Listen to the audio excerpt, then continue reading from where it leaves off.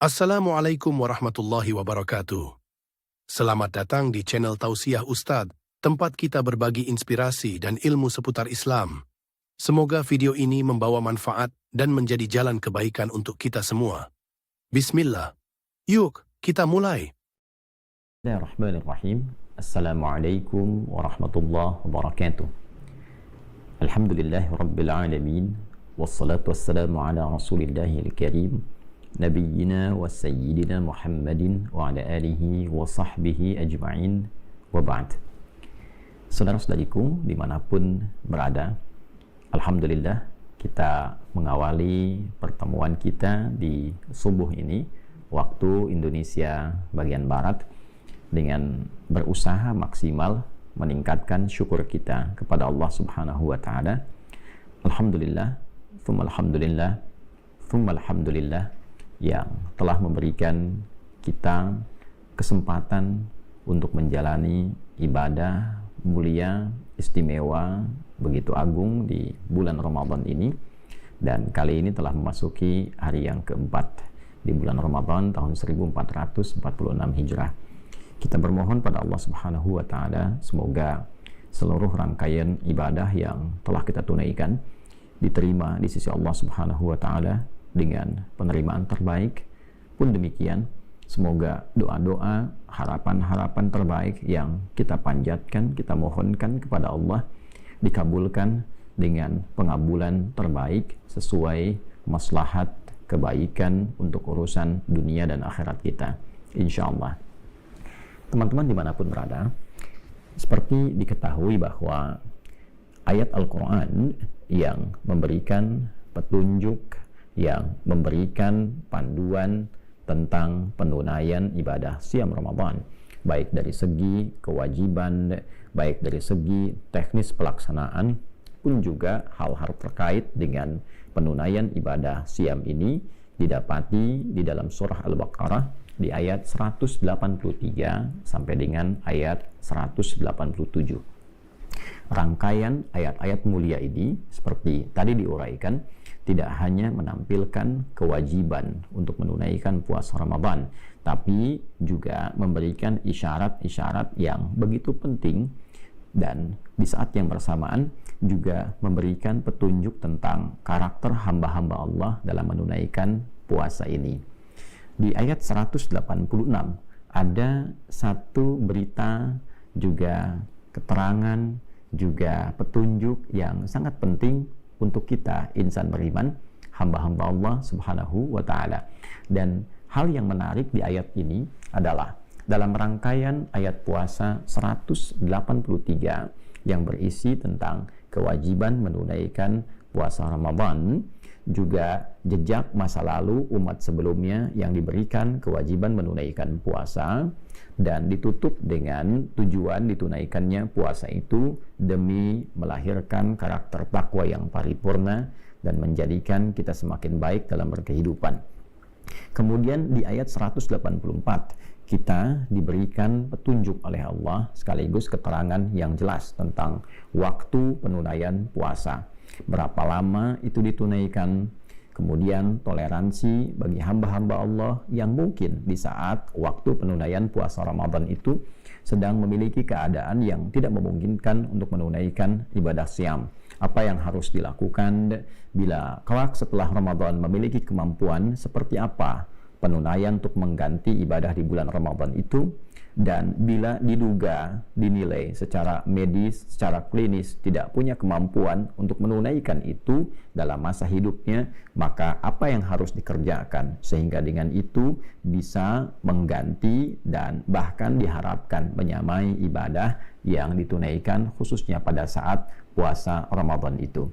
Kemudian di ayat 185 kita akan dapati tentang kemuliaan Ramadan, yang dengan itu semua melahirkan motivasi yang sangat positif pada diri kita untuk mengejar keutamaan di bulan Ramadan itu. Maka ditampilkanlah yang paling utama, paling pokok tentang keutamaan Al-Quran. Dijelaskan bagaimana Al-Quran secara istimewa diturunkan di bulan Ramadan. Apa isi Al-Quran itu Sehingga saking penting dan istimewanya dia diturunkan di bulan Ramadan, memiliki kandungan yang mengarahkan pada kesuksesan dan kebahagiaan setiap manusia di setiap dimensi kehidupan yang ia lalui.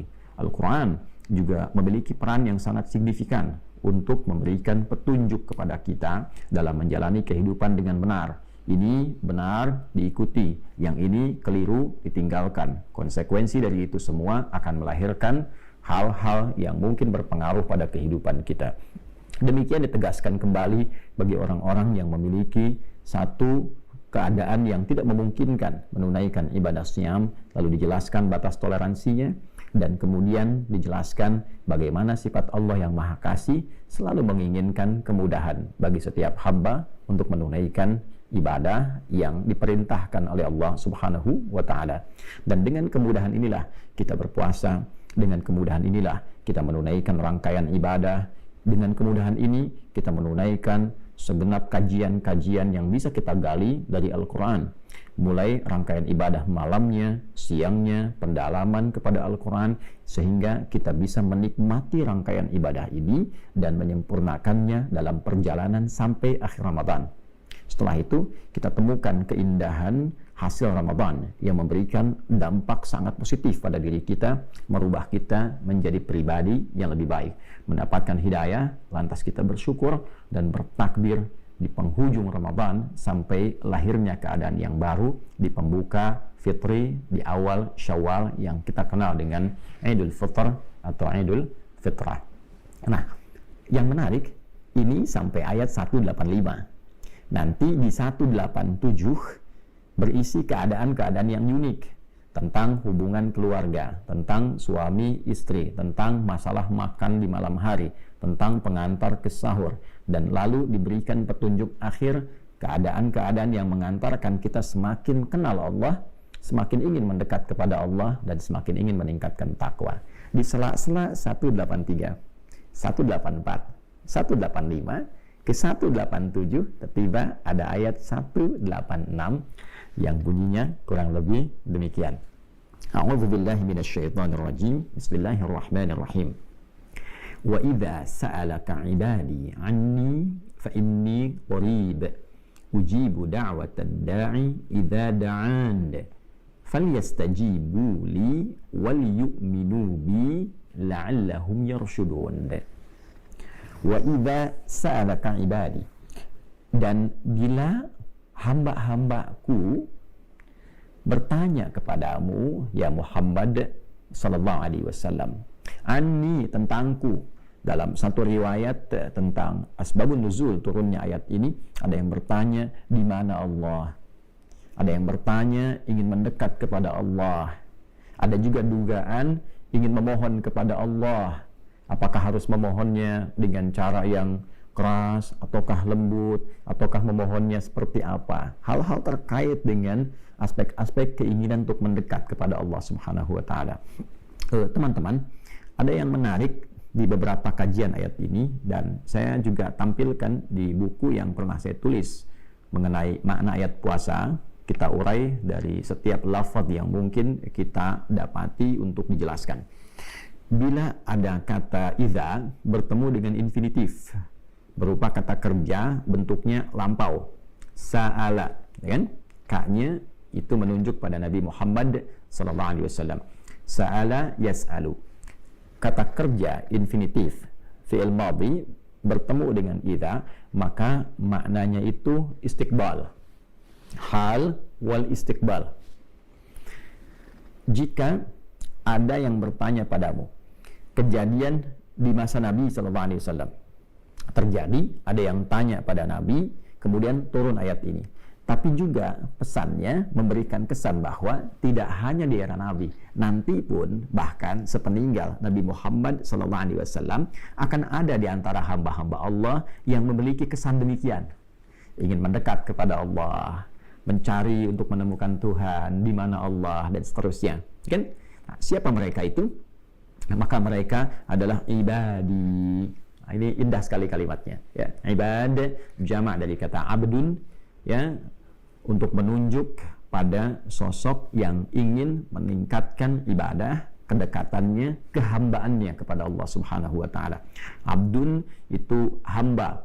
Cara menghamba kita dengan beribadah. Maka turunan dari kata abdun ini muncul bentuknya berupa ibadah. Ya, dari kata abada ya'budu, kita katakan iyyaka na'budu, ya Allah, hanya kepada Engkau, khusus hanya padamu kami menghamba. Wujud kami ibadah. Untuk menunjukkan kami hamba, kami ibadah, kami salat. Ya, innani anallahu la ilaha illa ana fa'budni wa aqimis salata li dzikri. Demikian Al-Qur'an surah ke-20 Thaha di ayat ke-14. Ketika kita mendeklarasikan hanya Allah Tuhan kita, kata Allah, sungguh akulah satu-satunya Tuhan yang layak dipertuhankan. Kalau engkau sudah bertuhan kepada aku, maka menghambalah. Caranya sembah aku dengan cara menunaikan sholat, supaya terkoneksi kehambaan kita kepada Allah Subhanahu wa ta'ala. Maka orang yang menghamba dengan beribadah kepada Allah namanya abdun. Jamaknya disebut dengan ibadun. Nah, hamba-hamba inilah yang kadang ingin mendekat kepada Allah, bertanya, mencari cara mendekatnya seperti apa, ingin berdoa bagaimana, kan? Di mana Allah dan seterusnya. Nah, golongan ini oleh Al-Quran dibagi dua bagian, dan inilah nanti yang akan tampak dalam suasana Ramadan. Golongan pertama, ada hamba-hamba yang memang sudah melatih diri dengan ketaatan sehingga menjadi pribadi yang baik. Ya, sebelum Ramadan pun sudah merasa dekat dengan Allah sehingga turun kasih Allah pada dirinya. Kasih Allah yang diberikan dalam kehidupan dunia secara luas tanpa batas disebut dengan Rahman. Maka hamba-hamba ini ketika mendapatkan pancaran kasih dari Allah Subhanahu wa taala, akibat kedekatan yang ia bangun dengan Allah, dia menghamba bahkan sebelum datang Ramadan, dia tunaikan sholat dengan baik, bahkan dia kejar sunnahnya siang dan malamnya, dia tilawah Al-Quran, maka mendapatkan pancaran cahaya Ar-Rahman. Pancaran cahaya inilah yang membuat dia semakin berkasih sayang dalam kehidupan. Karena Allah Maha Kasih, Maha Sayang, ketika hamba mendapat pancaran itu, maka lahirlah sifat kasih dan sayang dalam dirinya. Pribadinya lembut, baik, dan disifati golongan pertama ini di dalam Al-Quran surah Al-Furqan, surah yang ke-25 di ayat ke-63 dengan sebutan ibadur rahmah. Ibad menunjuk pada hambanya, Ar-Rahman menunjuk pada Allah Subhanahu wa taala yang memiliki kasih sayang luas dan terapas dalam konteks kehidupan dunia ini. Nanti di akhirat sifat kasihnya yang luas tanpa batas untuk orang beriman disebut Rahim. Kita katakan Bismillahirrahmanirrahim untuk memohon kasih itu di kehidupan dunia sampai dengan akhirat. Maka ketika disatukan sifat hamba ini, maka disebut dengan ibadah rahmah. Wa ibadur rahmanil ladzina yamshuna 'alal ardi hauna wa idza khatabahul jahiluna qalu salama. Ya, dan hamba-hamba Allah yang taat, hamba-hamba Allah yang mendapatkan pancaran kebaikan-kebaikan, hamba-hamba Allah yang Allah punya sifat kasih yang luas itu. Di antara ciri hamba-hamba ini adalah orang-orang yang beraktivitas di bumi itu dengan penuh kedamaian. Jadi kalau sudah dekat dengan Allah itu hidupnya tenang, menenangkan orang lain, ya, memberikan kasih, kelembutan, bisa berinteraksi dengan cara yang baik. Wa idza khatabahumul jahiluna qalu salama. Sekalipun diprovokasi, ia bisa merespon dengan cara-cara yang elegan, cara-cara yang baik, cara-cara yang memberikan keteladanan. Nah, teman-teman, golongan pertama ini diisyaratkan pada kata ibadah. Nah, saat Ramadan, ia berusaha meningkatkan ketaatan lagi. Wa idza sa'alaka ibadi anni fa inni qarib. Ya Muhammad sallallahu alaihi wasallam, kalau ada di antara hamba aku, golongan yang pertama ini, yang motifnya ingin semakin mendekat kepada Allah, ya, bertanya kepadamu, bagaimana cara aku mendekat kepada Allah? Maka dijawab oleh Allah Subhanahu wa taala, fa inni qarib. Ya, sungguh aku dekat. Ya, Allah tidak menyifati dirinya dengan keberadaan tempat, tapi menunjukkan keadaannya yang dekat dengan hambanya. Allah menguasai setiap tempat, Allah menguasai setiap ruang dan waktu, tidak disifati dengan tempat dan waktu. Namun Allah Subhanahu wa taala pemilik segala ruang dan waktu, penguasanya mengatakan, "Aku dekat." Ya, tak usah berpikir tentang tempat, tak usah berpikir tentang waktu, kapanpun, dimanapun engkau ingin mendekat kepada aku, maka mendekatlah. Ya, mendekatlah. Ujibu da'watad da'i idza da'an. Kalau engkau punya keperluan, aku akan jawab. Kalau engkau punya harapan, aku akan kabulkan. Kalau engkau punya permintaan, aku akan berikan. Nah, di sini pertama menunjuk karakter pada hamba-hamba Allah yang ketika Ramadan itu tiba, karakteristiknya ingin semakin meningkatkan ketaatan kepada Allah. Jadi petunjuk pertama, teman-teman, jikapun ada di antara kita yang gemar meningkatkan ibadah sebelum Ramadan, maka ada ciri khas hamba Allah yang taat ketika Ramadan datang, meningkat lagi ketakwaannya. Ya, sholatnya semakin meningkat, baca Al-Qurannya semakin meningkat, sedekahnya semakin meningkat, gitu kan? Banyak ulama kita, contohnya Imam Malik rahimahullah ta'ala, Imam Syafi'i, Imam Ahmad, bahkan sebelum ketiganya ada Imam Abu Hanifah, ketika Ramadan semakin meningkat. Imam Syafi'i kan viral sekali, kalau sebelum Ramadan sekali beliau khatam Al-Quran setiap hari, Ramadan bisa 2 kali. Ya, demikian para ulama-ulama yang saleh, yang baik-baik, hamba Allah yang taat, ketika Ramadan meningkat lagi, meningkat lagi, meningkat lagi. Nah, jadi ada kecenderungan fitrah. Ketika Ramadan, hamba-hamba yang baik itu semakin ingin meningkatkan taat kepada Allah. Maka ketika berkonsultasi kepada Nabi SAW, Allah langsung menurunkan jawaban. Ya kan? Itulah sebabnya kenapa diletakkan dalam rangkaian ayat-ayat puasa, karena fitrah hamba yang taat itu tidak merasa bahwa cukuplah. Ya, cukup sebelum Ramadan sudah banyak bekalnya. Nggak begitu. Ya, justru dia semakin tingkatkan dan manfaatkan Ramadan itu untuk meningkatkan ketaatan kepada Allah. Nah, ini ciri hamba yang taat. Jadi kalau kelihatan 11 bulan taat, Ramadan menurun, nah ini menunjukkan ada sesuatu yang harus diperbaiki. Ya, sesuatu yang harus diperbaiki. Kemudian yang kedua, ini cukup menarik juga.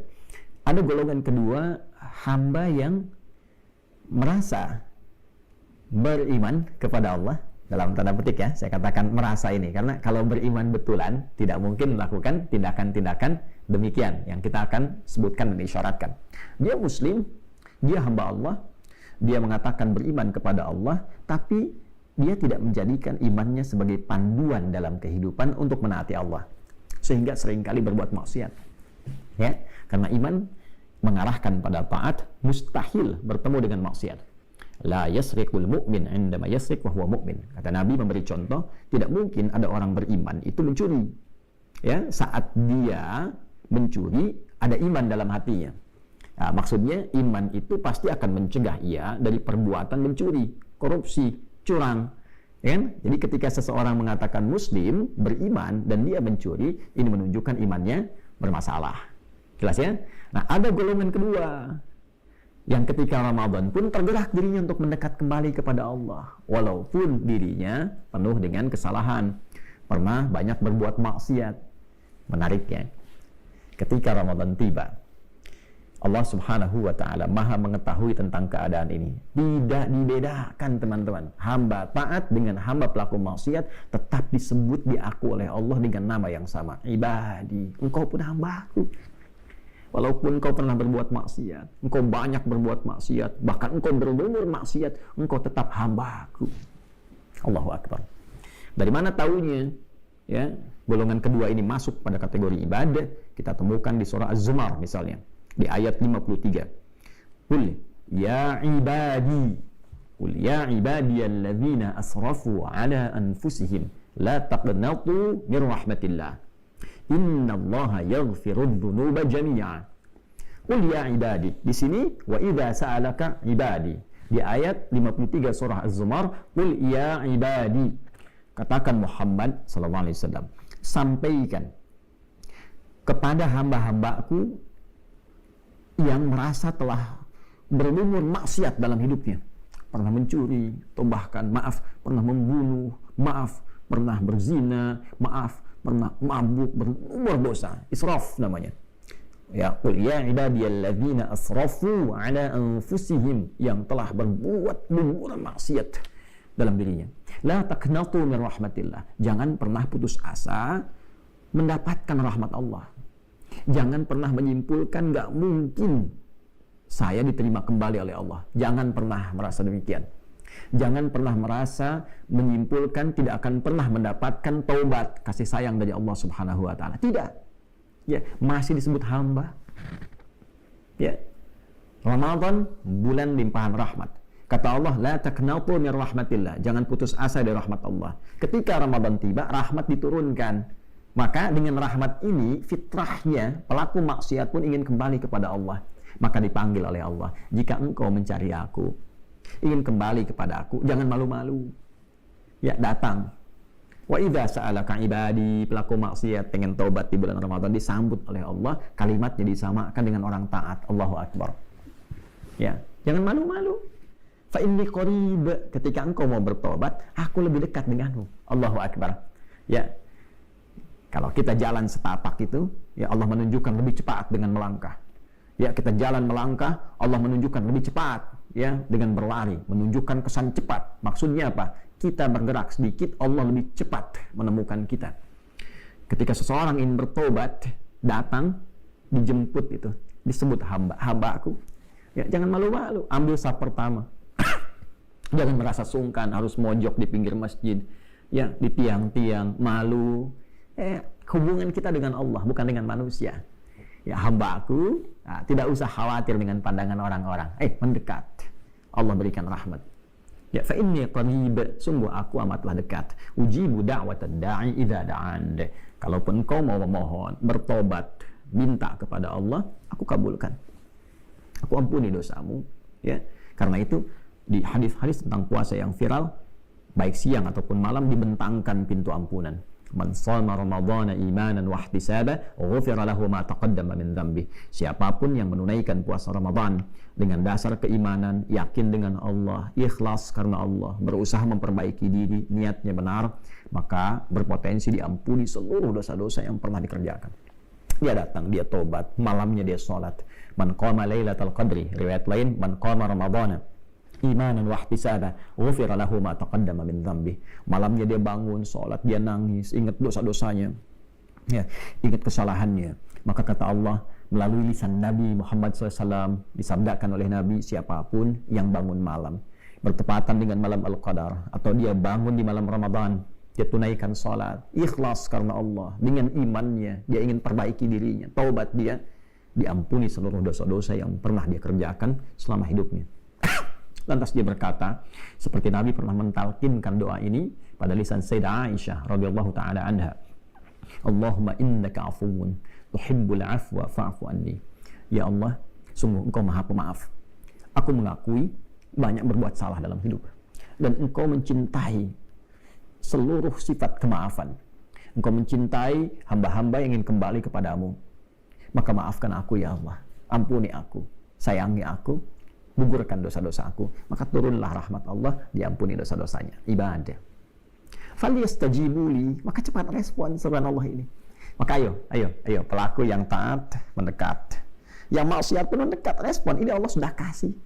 Kalau dengan segala pemberian, tawaran, bentangan, kemuliaan ini belum juga ada hamba yang ingin bertobat, maka dengan cara apa lagi Allah ampuni dosanya? Saat sebagian orang sudah meninggal tidak mendapatkan Ramadan, kita diberi kesempatan masih mendapatkan Ramadan sampai hari keempat ini. Kalau kita orang baik, boleh jadi diinginkan oleh Allah, pahalanya semakin meningkat sehingga potensi mendapatkan surga tertinggi bisa kita raih. Potensi bertemu dengan Nabi sangat besar kita dapatkan. Jika kita termasuk golongan pelaku maksiat, maka potensi mendapatkan ampunan Allah, dibersihkan dari dosa itu betapa terbuka dan lapang. Falyastajibuli. Cepat respon seruan Allah ini, mendekat, taubat, minta kebaikan. Ya, jangan hanya saat dipanggil nggak datang, tapi saat punya keperluan manggil Allah tuh kencang gitu kan, ya. Tapi selama ini tidak direspon seruan Allah, maka rumusnya pakai, ya Allah panggil kita cepat datang, bahkan sebelum dipanggil kita hadir itu, ya. Maka feedbacknya apa? Bahkan sebelum kita meminta, Allah mengabulkan dengan meringankan masalah kita, sehingga seakan-akan kita tidak punya persoalan dalam kehidupan ini. Wal yu'minu bi, dan lakukan itu semua dengan yakin kepada Allah. Yakin. Yakin, yakin, yakin. Keimanan tanpa ragu. Yakin Allah akan ampuni dosaku. Datang, taubat. Jangan hiraukan pandangan manusia. Datang, sujud, nangis, minta sama Allah. Punya masalah, datang. Ya, masalah keuangan, masalah kehidupan rumah tangga. Datang, Ramadan minta sujud. Minta sama Allah. Ya, mungkin persoalan datang nggak selesai karena belum takwa. Ya, masih ada maksiat yang belum terbuka, hijabnya itu belum dibuka, ke orang tua masih belum baik, dan sebagainya. Ya, setelah itu la'allahum yarshudun. Semoga dengan itu engkau mendapatkan kesadaran, petunjuk ya untuk menapaki kehidupan yang lebih baik. Ramadan, teman-teman. Ramadan dibentangkan berbagai macam kemuliaan.